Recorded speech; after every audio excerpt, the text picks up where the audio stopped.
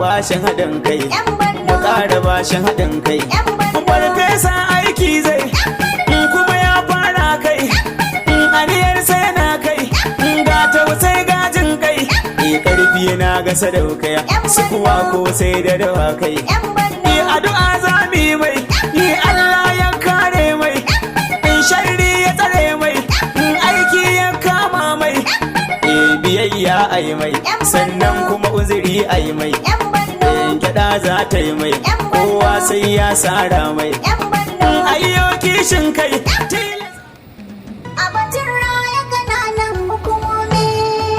Gwamnan bar nazilin bai ga zama ba.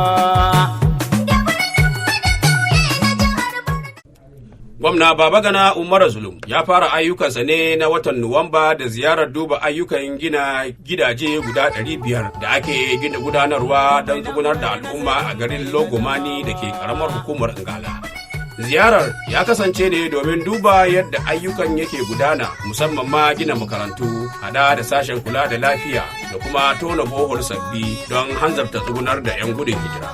Har ila yau, Profesa Babagana Umar Zulum ya kai makamancin irin wannan ziyara a garin Gajibo da ke karamar hukumar Dikuwa domin duba ayyukan gina gidaje guda 500 domin tsugunar da al'ummar da suka yi gudun hijira. Ya kuma gana da al'ummar wannan yankin, inda ya sanar da lokacin da za a tsugunar da al'ummar a wannan gidaje da aka gina. Na ba su umarni da su tabbata cewa an gama gidajen nan a cikin kwanakin nan, duk da cewa wannan al'umma na wannan yanki Allah ya albarkace su da ruwa da yake gudana a wajensu. Abin da za mu yi yanzu shine mu samar musu hanyar da ruwan nan zai musu amfani. Za mu kawo musu injina da za su rinka amfani da shi wajen yin noman rani.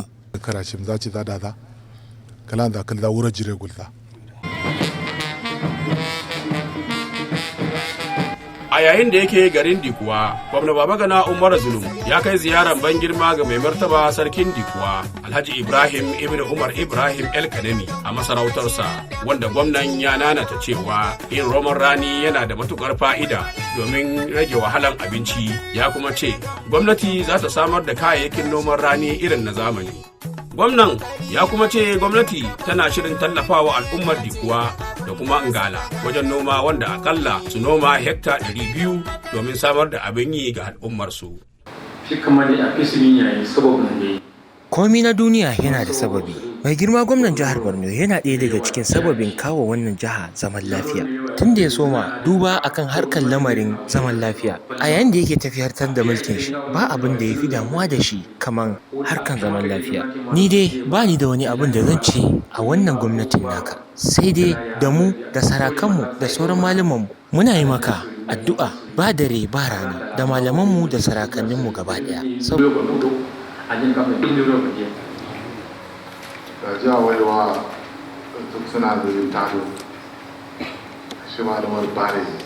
Ni dai a karan kaina ba abin da yake ci min tuwa ƙwarya sai illa harkar noma. Ba wani abu da zai yiwu a wannan al'umma su ji daɗi idan ba noma suka yi ba. Kullum ina faɗa wa mutane akan cewa in ba wannan harkar noman ba mu da wani harka da muka riƙe wanda zai riƙe mu. Sa'an nan za mu yanki fili da dama, kuma bayan haka za mu kafa bohol da dama. Sa'an nan kuma za mu sake kawo mutane janareta mai aiki da hasken rana, wato na sola.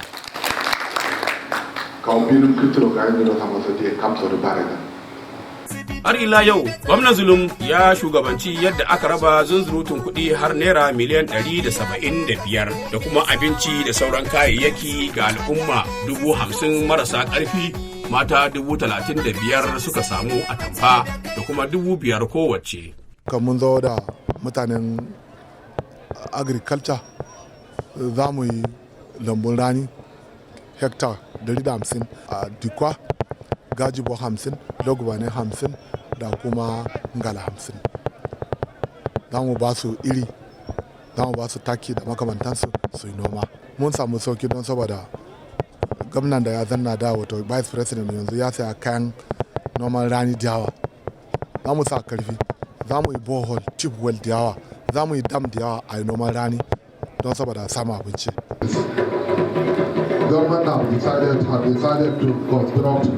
yana ɗaya daga cikin alƙawurka na da ne yayin da nake neman wannan takarar kujerana na biyu. Gwamnati na muka yi tunanin cewa za mu gina cibiyoyin koyon sana'a manya-manya guda 5 a wannan jiha. Yanzu haka muna cikin karamar hukumar Mafa saboda mu kaddamar da buɗe wannan wajen koyon sana'a wanda za a buɗe shi a daidai wannan lokaci.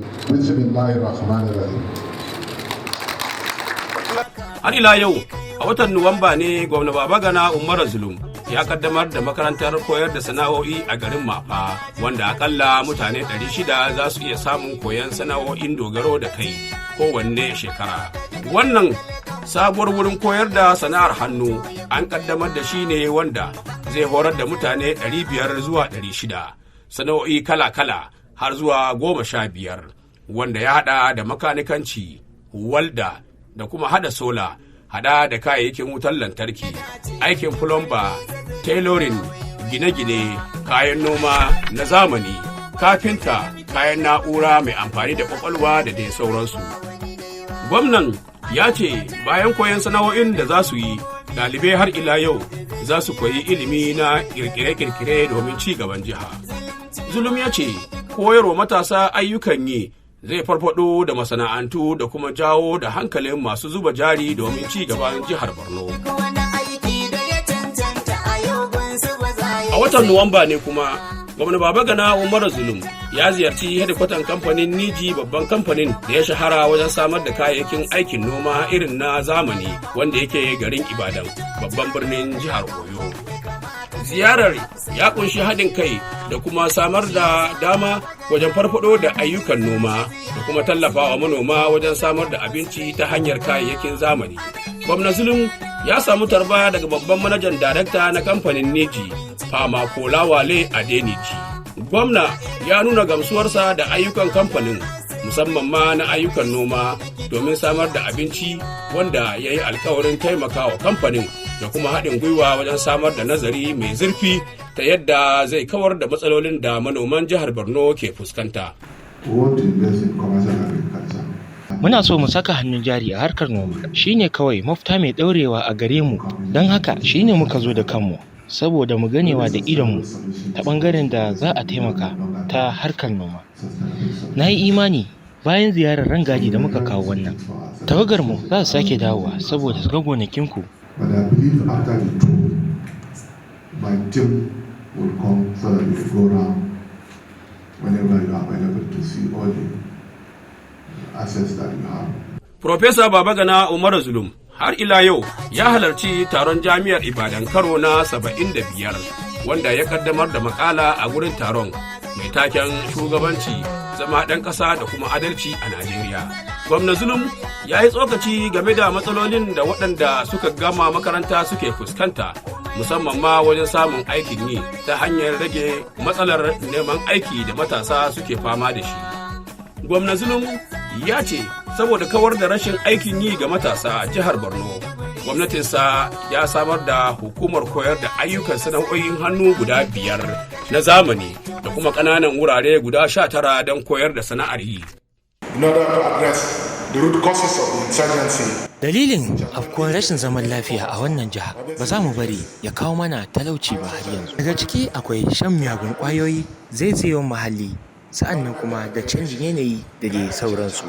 Saboda haka dole ne mu yarda da shugabanninmu domin mu taimaka wa al'ummarmu, kuma hakan ma nauyi ne ya rataya a wuyanmu yin haka din. We sat down and analyzed the root causes of the crisis. Har ila yau, Profesa Babagana Umar Zulum ya kai ziyarar hukumar koyar da ayyukan noma na IITA da ke Ibadan da kuma inda ake ajiye kayayyakin noma na Najeriya da kuma bincike wato NSPRI da kuma wurin kula da traktoci noma na NCAM da ke Ilorin wato jihar Kwara. Ziyarar ya kunshi neman haɗin kai da hukumomin nan guda uku domin inganta ayyukan noma da kuma bincike tare da shawo kan matsaloli da kuma hukumar noma take fuskanta a jihar Borno ta yarda zai taimakawa manoma matuƙa gaya.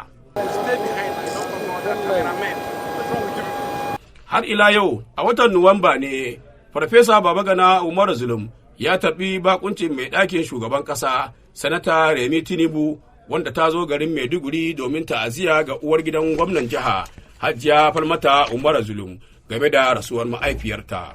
Uwar gidan shugaban ƙasa Bola Ahmed Tinubu ta yi addu'ar Allah ya gafarta wa mamaci da kuma juriya ga rashi. Mun zo ne don jajanta miki tare da miƙa taziyarmu da ke da iyalanki baki ɗaya.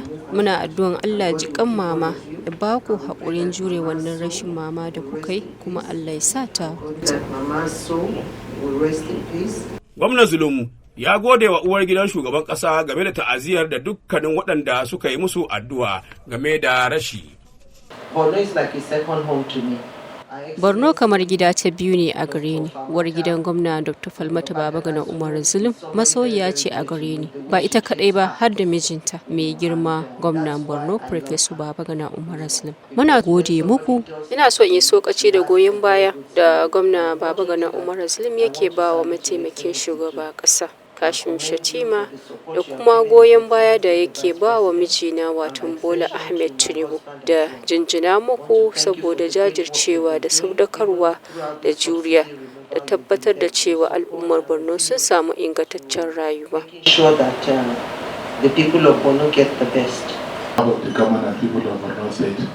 A matsayina na gwamnan jihar Borno, ina so in miƙa matukar godiya na a gare ki.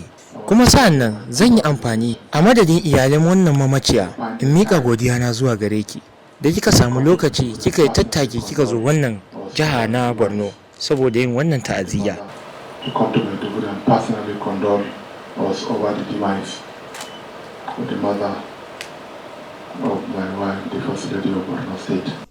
Har ila yau a watan Nuwamba ne Profesa Babagana Umar Zulum ya kai ziyara a hedkwatar sojojin sama domin halartar taro inda ya kaddamar da makala mai taken ta'addanci da kuma magance ta a arewa maso gabas na Najeriya, wanda yakan kama a makarantar horar da sojojin sama da ke Abuja.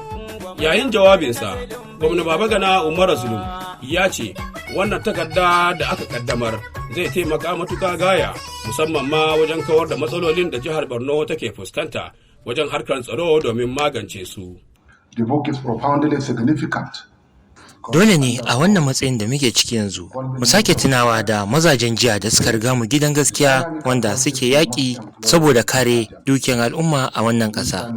Kuma sa'an nan sun sake ci gaba da mazajen da suke ci gaba da yaƙi da wannan ta'addanci a wannan ƙasa ta mu gaba ɗaya. Kuma na sake tabbatar muku da cewa za mu ci gaba da aiki gwiwa da gwiwa saboda mu ga mun kawo ci gaban Najeriya gabaki daya.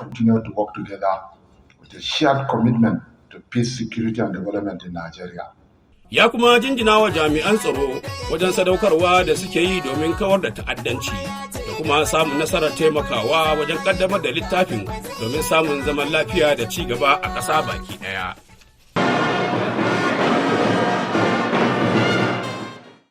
Har ila yau a watan Nuwamba ne gwamna Babagana Umar Zulum ya halarci taron yaye ɗalibai na karo 24 a jami'ar Maiduguri.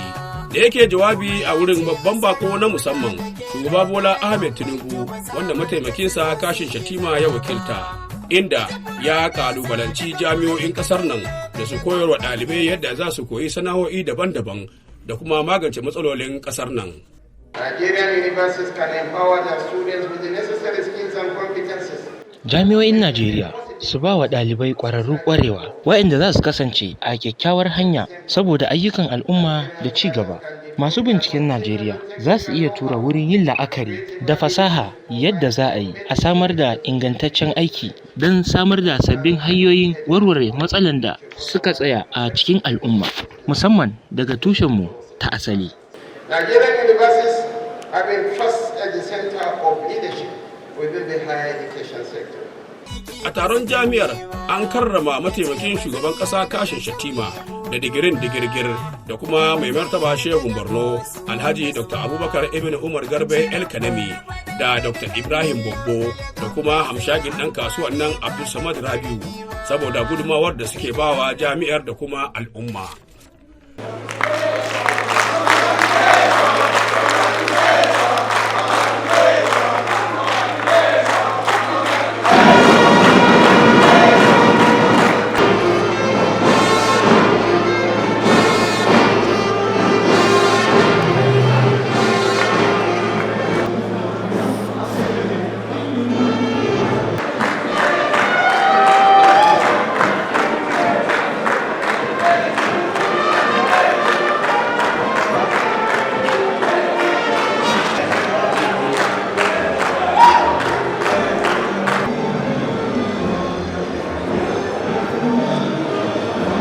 Jami'ar Maiduguri har ila yau ta karrama Profesa Abubakar Mustapha da Farfesa Yarima Muhammad Balla da Profesa Bamidele Rotimi a matsayin Emeritus. Profesa Babagana Umar Zulum ya taya mataimakin shugaban ƙasa murna da kuma sauran waɗanda aka karrama da kuma ɗaliban Jami'ar Maiduguri. Gwamnatin jihar Borno a ƙarƙashin gudanarwar mulki na za mu zama masu haɗin kai sosai da kuma sake bawa jami'an nan Maiduguri gudunmawa da kuma haɗin kai. Kuma har yanzu ina taya ranka ya daɗe mataimakin shugaban ƙasa na Najeriya Kashim Shettima saboda wannan lambar yabo da aka bashi a wannan jami'a da ba za a kamanta ta da wani ba. Yayin da yake jawabi, mataimakin shugaban jami'ar Maiduguri Profesa Alihu Shugaba ya ce yaye ɗalibai na karo 24 abin tarihi ne ga jami'ar Maiduguri wanda ta samar wa ɗalibai ilimi da kuma sana'o'in ayyukan dogaro domin ci gaban rayuwarsu.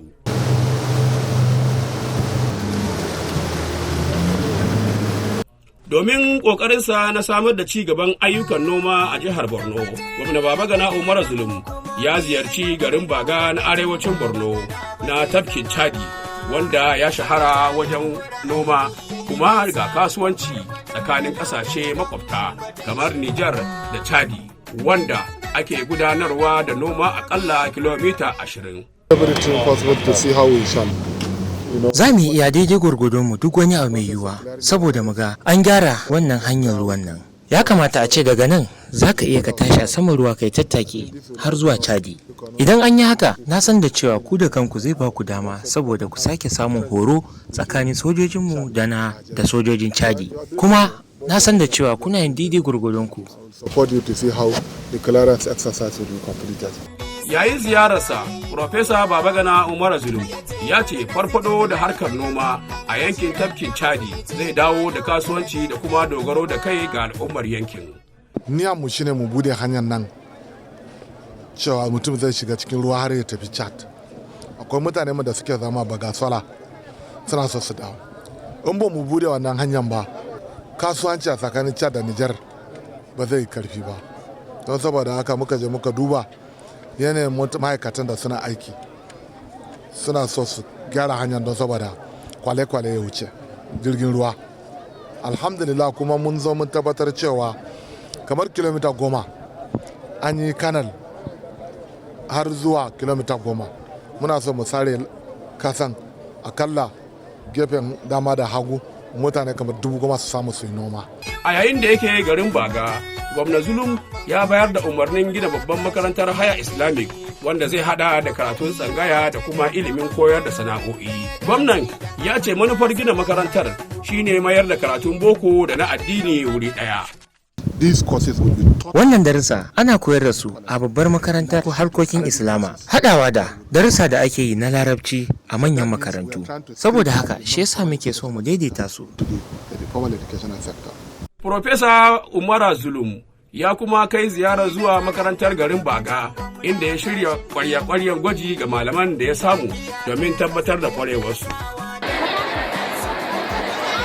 Domin damuwarsa da al'ummarsa, gwamna Babagana Umar Zulum ya raba makudan kuɗi har naira miliyan 275 da abinci da kuma tufafi ga al'umma 95,000 mazauna garin Mangono, inda mata 55,000 suka samu atamfa da naira 5,000 kowace. Sannan magidanta 40,000 suka samu buhun shinkafa kilo 25 da kuma wake kilo 10. Abin da za mu biya shi sai dai Allah ne zai biya shi. Allah ya ƙara ɗaukaka shi, Allah sa fi haka. Wallahi na yi farin ciki matuƙa 100%. Ubangiji Allah ya ɗaukaka zulum, Allah ya sa ya fi haka. Garin Mangono ya ɗauki 'yan gudun hijira daga ƙananan hukumomi guda 4 wanda sun haɗa da Kukawa, Guzamala, Nganzai da kuma Marte.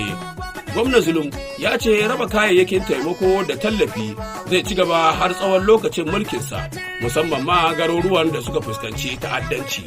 Ya kuma godewa shugaba Bola Ahmed Tinubu da kuma mataimakinsa Kashin Shatima game da taimakon da suke wa jihar Borno, musamman ma wajen tallafawa da abinci ta hanyar hukumar kula da arewa maso gabas wato North East Development Commission.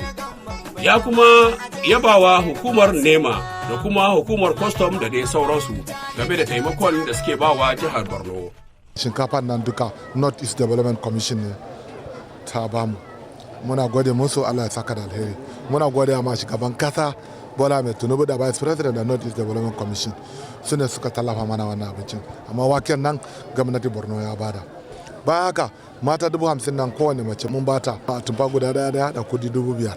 Wannan gwamnatin Borno ne ta yi, don saboda haka muna godiya. A yayin da yake garin Mangono, Profesa Babagana Umar Zulum ya kai ziyara a babban asibitin Mangono inda ya duba kayayyakin asibitin domin inganta su. Ya kuma jinjina wa shugabannin asibitin wajen ƙoƙarinsu, sannan ya sanar da cire kuɗi naira miliyan 20 domin magance matsalolin da suke fuskanta. Ya kuma ce gwamnati tana shirin ta mayar da asibitin irin na zamani da samar da kayayyaki da kuma makarantar koyon aikin nasin. A gaskiya ma'aikatan nan wajen sun yi ƙoƙari sosai matuƙa. Idan kai la'akari da lokacin da na zo a baya da yanzu, gaskiya na ga ci gaba sosai ba na kaɗan ba. A wannan ma'aikata, a gaskiya ina so in yaba wa waɗanda suke aiki a nan wajen gaba ɗaya da ma mataimakansu gaba ɗaya na wannan ma'aikata.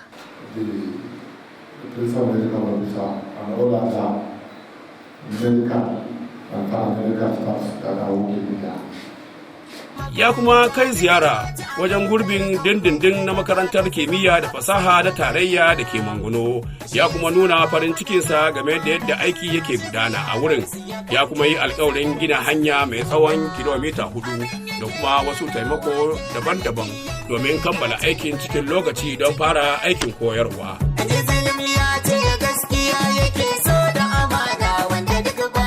Yayin ziyararsa a garin Mangono, gwamna Profesa Babagana Umar Zulum ya ziyarci tsohon makarantarsa da ke Mangono Sayin Sakandare wanda 'yan gudun hijira suke zaune a ciki, wanda ya yi alkawarin farfado da duk sashen ilimi ke jiha. Ya kuma yi alkawarin mayar da 'yan gudun hijira zuwa garuruwansu na asali domin samun sararin gyara makarantar. Shekaran ku da yawa a nan wajen, saboda haka gaskiya gwamnati tana so ta muku wani abu. Akwai gidaje da muka gina guda 500, kuma sa'an nan bugu da ƙari. Akwai gidajen da suka fi wa'annan guda 900. Za mu rubuta sunan kowa mu ɗauka, kuma idan Allah ya yarda duka za mu kai ku wajen saboda ku samu matsuguni a wajen. Har ila yau a watan Nuwamba ne gwamna Babagana Umar Zulum, wanda shine kuma shugaban kungiyar gwamnonin Arewa, ya je jihar Adamawa domin taron gwamnonin yankin karo na 9 wanda suka tattauna muhimman abubuwa domin ci gaban Arewa maso gabas. Wanda a ƙarshen taro suka fitar da jawabin bayan taro guda 10 wanda ya shafi haɗin kai da kuma ci gaban jihohin. That the challenges facing our people are so enormous. Kalubalantar da yake fuskantar mutanenmu shine akwai bukatan a haɗa kai da gwiwa gaba ɗaya a ƙarƙashin wannan ƙungiya, saboda mu shawo kan kalubalantar da yake tunkaran wannan ƙungiya. Akwai bukatan cewa a zama tsintsiya maɗaurin ki ɗaya, saboda a gudu tare a tsira tare. Saboda haka yadda za mu kare dukiyoyi da rayukan al'umma a wannan ƙasa abu ne wanda ya rataya a wuyanmu.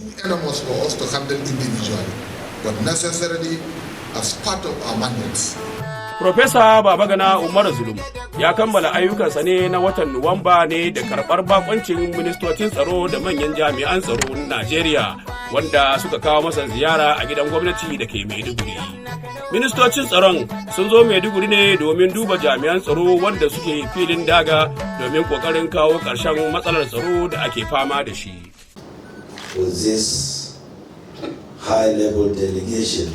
Wannan wakilci ne muka yi wanda shugaban Najeriya Bola Ahmed Tinubu ya turo mu saboda mu kawo gwamnan Borno ziyara, bugu da ƙari da sauran al'ummar jihar Borno gaba ɗaya da kuma hazaƙaƙƙun zaratanmu wanda suke aiki a nan jihar Borno, saboda mu gane ma idonmu kuma mu ji da kunnuwanmu abubuwan da yake faruwa a cikin birni da kuma ƙauye. Sa'an nan zuwanmu nan yana ɗaya daga cikin abin da za mu duba a ina ne, a ta wani ɓangare kuma aka samu ci gaba. Idan ku haka ne, za mu ƙara daga inda muka tsinci aikin a ciki, saboda yaƙi da 'yan ta'adda da kuma rashin zaman lafiya da yake addabar wannan jiha.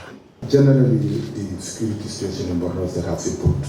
Ta bangaren tsaro a jihar Borno an samu ci gaba ba na kaɗan ba. Da haka ne nake so in yabawa mai girman shugaban ƙasar Najeriya da kuma babban minista mai kula da harkan tsaro da kuma manyan sojoji na wannan ƙasa gaba ɗaya da hazaƙa da suka bayar saboda matsalan da yake fuskantar wannan jiha. Ina faɗan hakan ne saboda hazaƙan da sojojin suka yi, suka zage dantse suka yi aiki. Wannan abin da na faɗa abu ne mai muhimmanci sosai. Hanyar da za a bi din shine sojoji za su ci gaba da yin ayyukan da suka saba yi a baya, da shiga lungu da saƙo wajen fatattakan 'yan ta'adda a wannan ƙasa tamu da kuma jiha gabaki daya. Zan sake amfani da wannan dama in ci gaba da gode sojojin da suke ayyuka a ƙananan hukumomi da kuma jeji, haɗin kai da suka ba gwamnatin jihar Borno wajen aiwatar da aikinta yadda ya dace. Mun gode wa taimakon da kuka bayar matuƙa.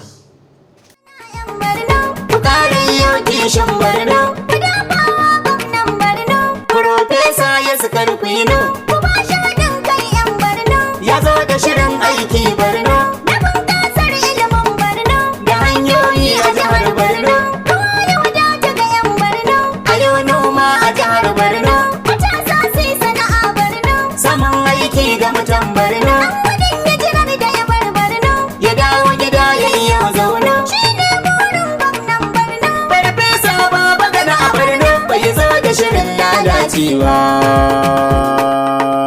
Na ba da haɗin kai, a ba da haɗin kai.